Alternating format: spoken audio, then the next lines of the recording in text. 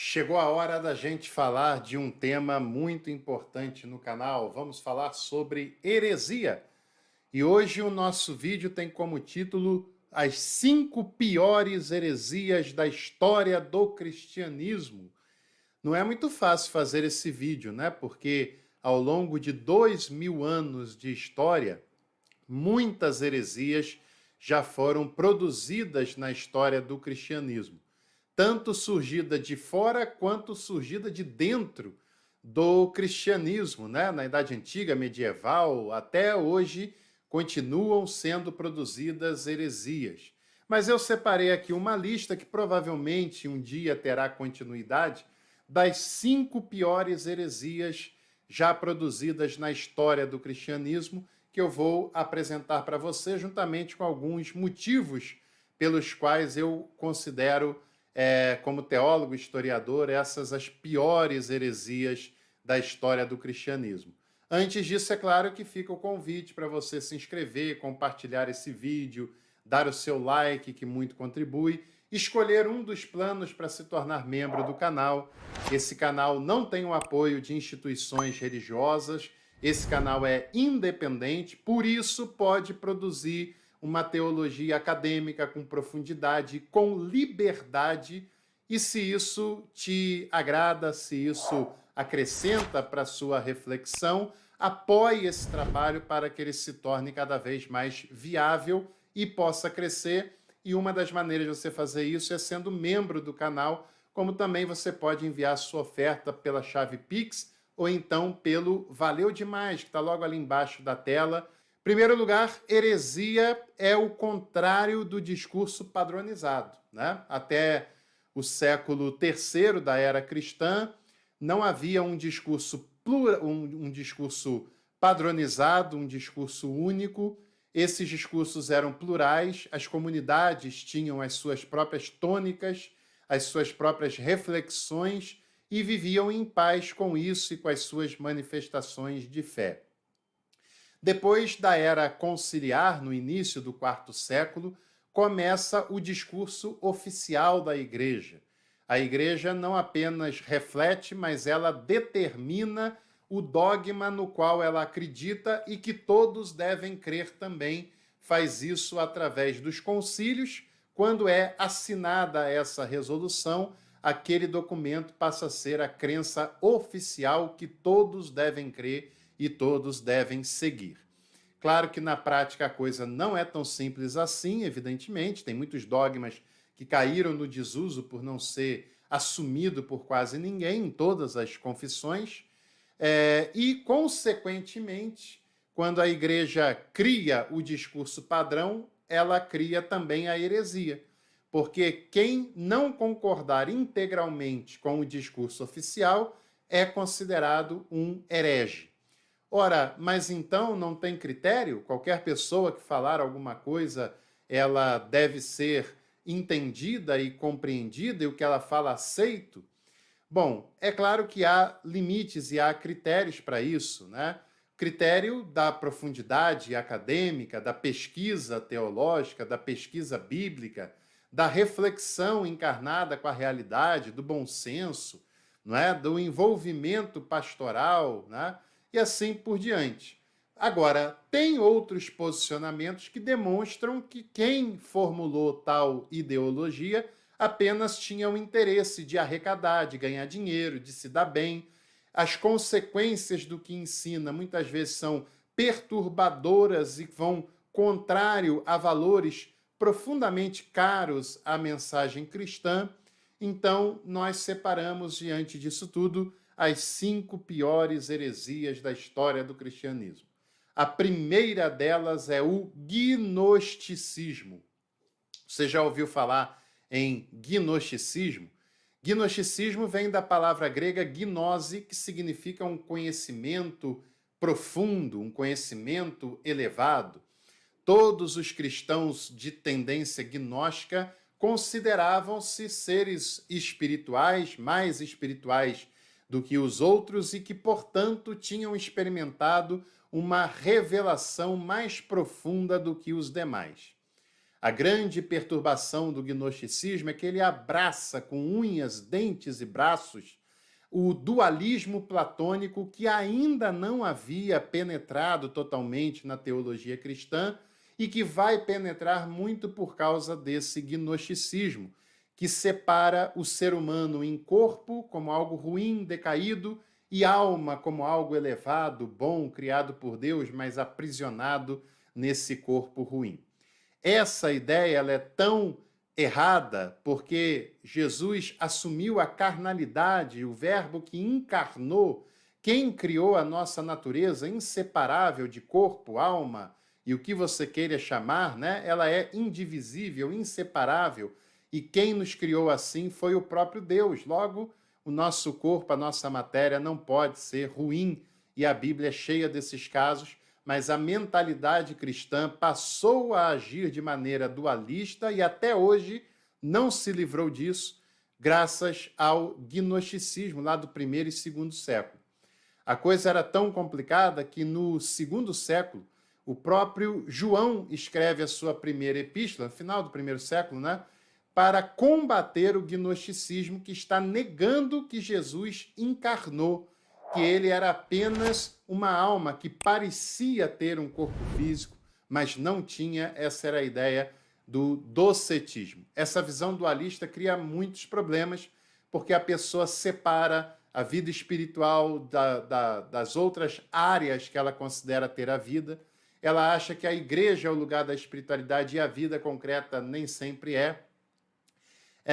Ela começa a pensar que espiritual é apenas o que diz respeito a uma suposta alma, como oração, ir ao templo, etc., e não acha que cuidar da família, cuidar dos animais, cuidar do próximo, enxergar a beleza da vida também seja espiritualidade, e isso e muitas outras coisas é fruto do dualismo. Se você quiser aprofundar, tem uma série com muitos detalhes sobre essa temática aqui no canal. A segunda das piores heresias da história do cristianismo foi o arianismo. Pois é, o arianismo do século IV foi uma ideia ligada ao presbítero Ário de Alexandria, que acreditava que Deus era a mônada imutável, ou seja, Deus era um único ser, sem mudança em momento algum, e que Deus não podia ter um filho. Jesus não podia ser divino, porque Deus é um único ser e que não se manifesta em pessoas diferentes. Essa era a heresia do modalismo, né? E que nem tampouco é um único Deus que se expressa em três pessoas, mas Deus é um único ser, é apenas o que o cristianismo chama de Pai, ele chama de ser divino, mas ele considera os seres intermediários, que não são apenas os anjos, mas para Ário, o Logos também é um ser intermediário. Ou seja, é um ser intermediário, ele não é humano, mas também não é divino, e o Ário vai dizer que o Logos passou a existir na eternidade e foi criado por Deus, que é uma definição que nega a divindade de Jesus, que nega a eternidade de Jesus. E para ele, Jesus era um ser humano como outro qualquer, que foi habitado pelo Logos.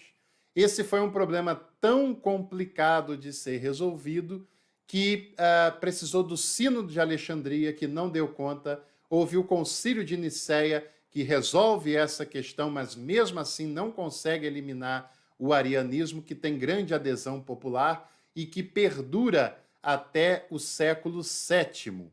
No final da vida de Ário, lá no século IV, o Constantino manda ele ser readmitido à comunhão da igreja e ao cargo de presbítero, o que não chega a se concretizar porque ele morreu antes, envenenado. Terceira heresia é a teologia da retribuição. O que é a teologia da retribuição?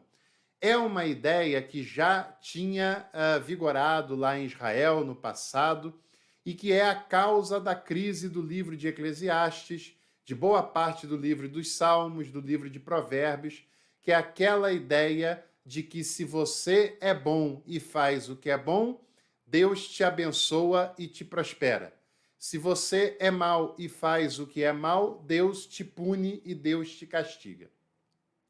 E na vida real isso prova ser uma tremenda furada, que só gera crise de consciência nas pessoas. E o próprio salmista vai dizer que ele entrou em crise, porque ele vê pessoas más se dando bem e prosperando, e pessoas boas passando muitas dificuldades e vendo a sua vida não darem tão certo assim, pelo menos do ponto de vista da prosperidade como se cria.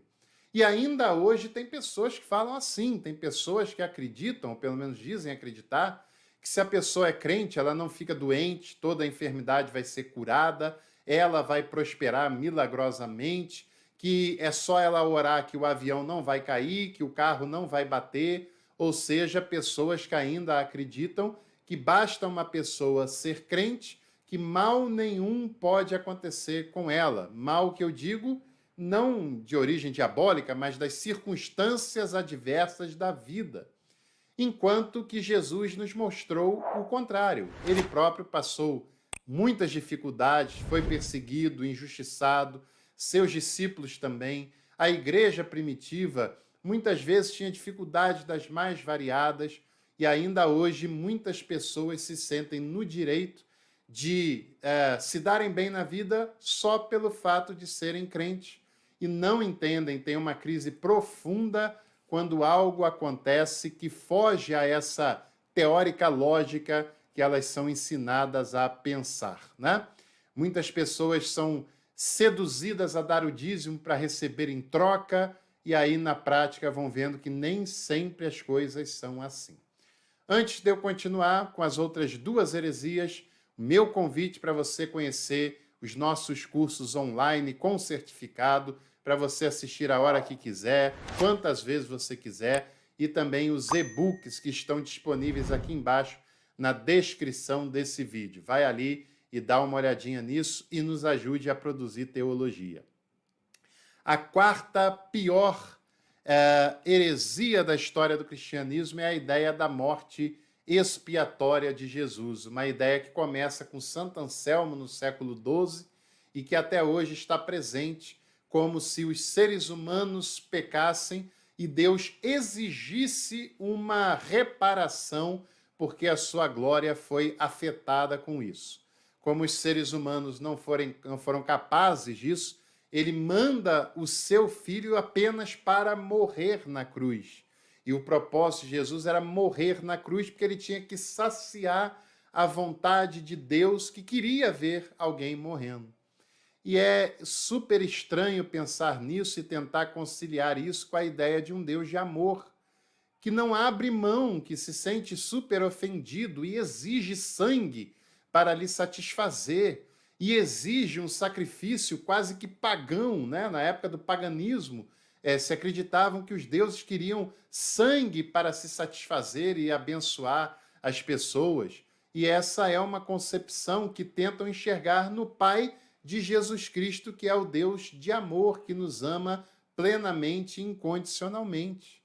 Jesus morreu como fruto da fidelidade ao projeto divino de pregar a misericórdia, a paz, o acolhimento, de estar próximo aos necessitados, de denunciar a ganância e a exploração dos religiosos e dos políticos daquela época, talvez isso que assuste tantos religiosos, né? Porque quando se crê que Jesus veio apenas para morrer, e essa é uma vontade divina, você não só questiona o amor de Deus, como você esvazia toda a consequência social, toda a consequência de discipulado do que a vida e a pregação de Jesus fez e nos propõe a cada dia. E para a gente terminar a nossa lista, a quinta pior heresia, principalmente aqui no Brasil, é a chamada teologia da prosperidade, que eu me nego a chamar de teologia. A teoria da prosperidade, aquela ideia de que se você crê num Deus tão poderoso, esse poder tem que se manifestar na sua vida. E como esse poder se manifesta na vida do crente? Através da ativação desse poder por meio do dinheiro. Eita, discurso oportunista esse, né? Você tem que dar dinheiros, ofertas, um salto de fé baseado no dinheiro, um sacrifício baseado no dinheiro, mostrando a sua fé, mostrando que você crê num Deus todo-poderoso, abrindo mão do seu Isaac para que um grande milagre aconteça na sua vida financeira. Essa é uma malandragem, uma baita de uma heresia. Achar que se você der dinheiro, Deus tem o dever de te dar em troca. Achar que se Deus é todo-poderoso, você tem que ter tudo do bom e do melhor e tudo aquilo que você quer. Isso é transformar Deus num serviçal do homem. Isso é colocar Deus no lugar de servo dos seres humanos. E é transformar os seres humanos em seres insuportáveis. Seres que se sentem no direito de dar ordem no próprio Deus. Pois é, quem é Deus é Ele. Nós somos apenas seres humanos limitados, passageiros, servos, na melhor das hipóteses, né? Com muito amor de Jesus, chamado de amigos. Nós não temos o direito de exigir rigorosamente nada e devemos saber que, independente de qualquer coisa, Deus é o Pai que nos ama e que nos quer bem. E que essa teoria da prosperidade, que é uma ausência da teologia, na verdade ensina um Deus que é um ídolo, porque ele nada tem a ver com o Pai que Jesus revela. Fica a dica. Se você gostou, deixe seu like, compartilhe esse conteúdo com quem você quiser e ative todas as notificações para você não perder nada do que a gente produz por aqui. Tchau, pessoal, até a próxima.